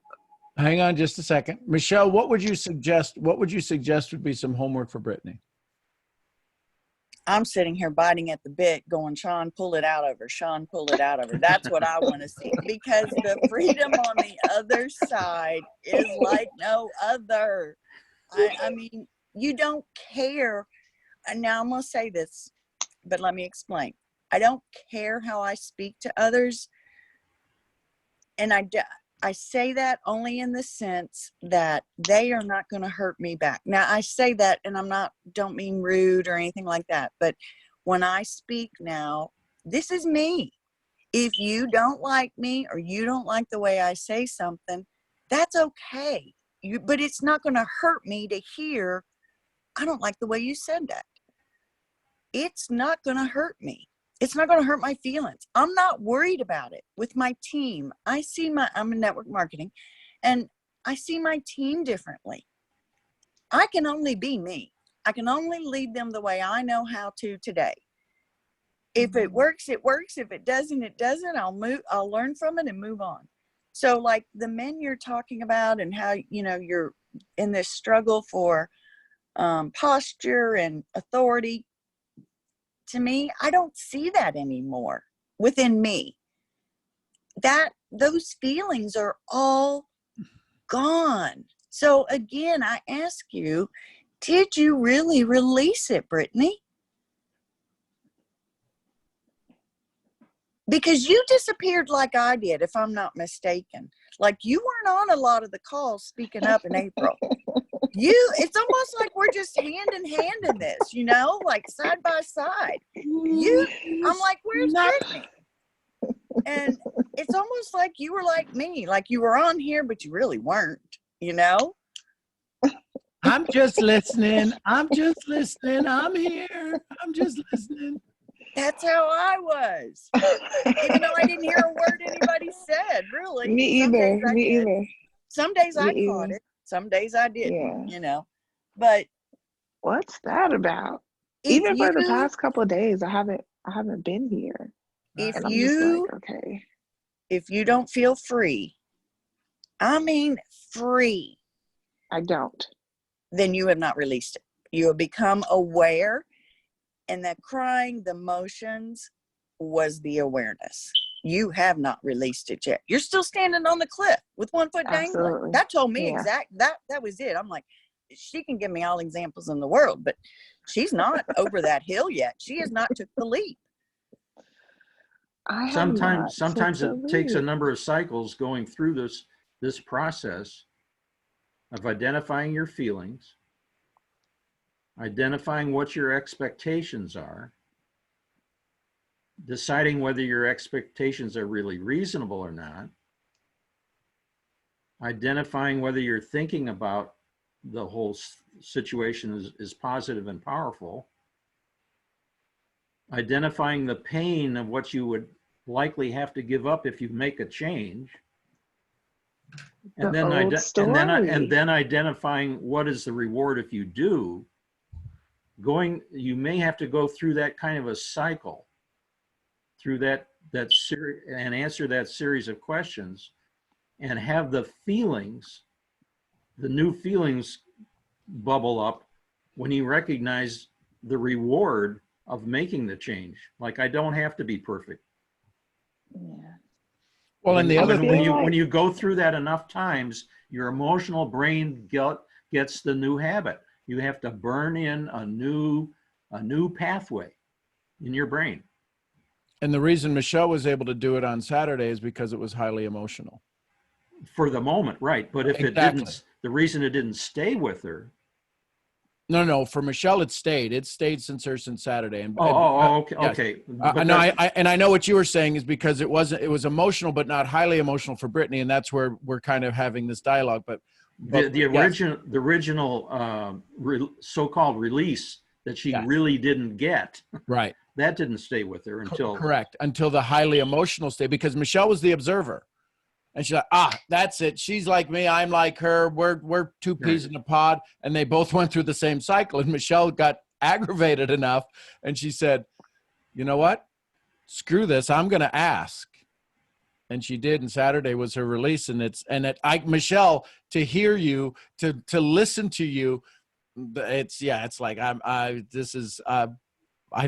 not even sure who this is. This is some amazing, powerful house woman that for 52 years had been quiet. But now she's able to stand back from all her previous experience and make a new meaning of it, and a new explanation, a new story. And that story is going to be more powerful than any other piece of her internal processes. So Brittany, there's a phone number. I hope you wrote it down.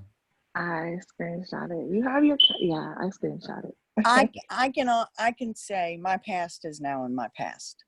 My thoughts through the whole month of April and obviously prior was always a day-to-day rehash of various things. Different examples. Yep. Like you're giving. That's what I was doing. I was trying to relate everything. Like, well, if I think of this, then it's like, okay, well then that's because probably like I do this and that, just like you're doing. And now today, like prior to May 2nd at 12 something, it was like 12:30. I mean, I remember the day and time. You talk about being reborn. I mean, this legit is That's if so you awesome. don't feel this, my thing is you have not released. Monique, What? you've got some homework, Monique.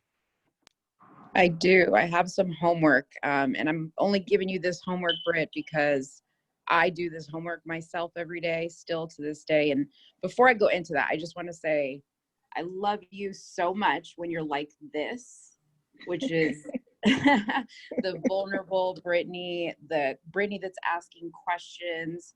And I'm going to challenge you to stay in this state, because I told you this, and I'm even going to tell Michelle, because Michelle just had her release on Saturday, is your life, even though your past, you can say right now, you know, your past is in your past, you know, I've dealt with this, I don't care. It doesn't matter. It's always going to come back and it's going to try to test you. And that's until you have enough emotional experiences of being in that release and changing the way you look at things, until right. your emotional brain gets it and makes a habit out of it. Right. So the way you're going to get there, Britt, and this is the way I get there, is talking to people, hearing their story, telling what you know so far of your story. And through that, more is going to come out little by little. You're going to start to chip away and chip away. And at some point, you're going to uncover something else, and you're going to uncover something else. And it's going to be a process that you constantly go through for the rest of your life, because that is what life is about, is digging that hole, digging yourself out of that hole. And, you know, you can't be afraid to do that. Even Michelle said, you know, I'm still, you know, I'm a little bit, you know, hesitant, you know, on how I tell my story, or, you know, where I tell my story, because I don't want to hurt my mom's feelings, and she's on social media, you know, and I don't want her to see it and take it the wrong way. At some point, you know, even Michelle is going to get to a point where she's going to even, you know, not really care about that, because that's going to be the next step to her next release. So you're always constantly chasing one release after another. It's never going to stop. There's never going to be a moment where you're just like, oh, I'm free. I'm going to, you know, no. It doesn't work that way. You feel good, but you got to keep going. You got to keep doing the work. You got to keep telling your story. You got to keep opening up and being vulnerable and not being afraid. And the only way you can get to that point is just practicing it, just doing it, choosing. So like tomorrow, you're probably gonna, you know, I know Britt well enough to know that tomorrow she's probably gonna get on this call and she's gonna be like, oh my gosh, I had this awakening and I thought about all this stuff, and you're gonna be like with this whole other energy. But don't let that distract you. Don't let that distract you from knowing that there's still work that you have to constantly keep doing. And that only comes in telling your story, speaking to people, hearing other people, surrounding yourself with people who don't think and act like you. That's where really you do the most growth, because when you stay in that safe place of surrounding yourself with people that think, act, work like you, have the, you know, the ethics that you have, you don't grow. You stay in that safe place. You've got to push yourself. You've got to, you know, you're kind of like that kid at the edge of the diving board that you're like, I want to jump, you know, but Wow. I I gave that same example of myself yesterday. Yeah. You're like, I need to be sure that when I jump, the water is going to be deep enough that I'm not going to, you know, belly flop. Who cares? You know, jump and belly flop, and then learn from that experience, and then go back to the top of the diving board and jump again. Just Maybe I'm addicted to perfectionism. The ideal of perfectionism. It's not that, Brittany. It's not even that. That's a story, because if you were perfect, none of this would matter. That's why I said the ideal. I know, but that's not even the truth, because that's just a That distraction. is the truth. So here's the thing. We're getting ready to wrap this up. I'm sorry, all of the hands are up. Please come back tomorrow. We'll have a Sorry, conversation. guys. But Michelle, let me give you just a little bit of advice, and not for anything other than all of the calls that may come to you, and you may not get any calls, but you've offered to give the calls. Remind them that they need to do the work if somebody calls you, because you just won the lottery. In a lot of people's eyes, you won the lottery with freedom, and we can hear it. And you won the lottery, and everybody's calling you up going, I want a ticket. I want a ticket. No, it was my ticket. I won it. You got to go find your own ticket. So people are going to call you and say, what was the secret? And you may or may not be able to describe it, but rather than spend all of your time trying to give them the secret that they can't learn it. They can't learn by swimming by reading the book. So all I want to make sure is that your time is not, and trust me, at this point, I don't think you're going to give away any time that you choose not to. So you can be responsible to them, but not for them. Right. And just say, hey, listen, here's what I did. Here's the release. But even in explaining your entire story to them, we both know they won't get it until they go do the work. They got to stand in front of the mirror. So I applaud you for offering that. And Brittany, thank you for bringing this up. There's 2 hours, folks. It goes quick, doesn't it? So I love y'all. I want to be able to stay here all day with you, but things are shaking and moving, and this is what I could do for you today. So I'm glad y'all are here. I'm Sean Murphy, founder of Mental Profits. I'll see y'all where? At the next event. Y'all send some love to each other. Bye, everyone. Love you guys. Bye, Hi, everyone. Love you all. Absolutely Love you love all. this call. Love everybody on it. Bye, Thank you, everybody. You Michelle. guys have an amazing Bye. weekend. You guys have a great day. Have an amazing Thanks, day. everybody. Bye. Have a beautiful night. Thank you, Sean. Thank you. Bye, y'all. Love Bye. y'all. See y'all tomorrow. Love you. Bye.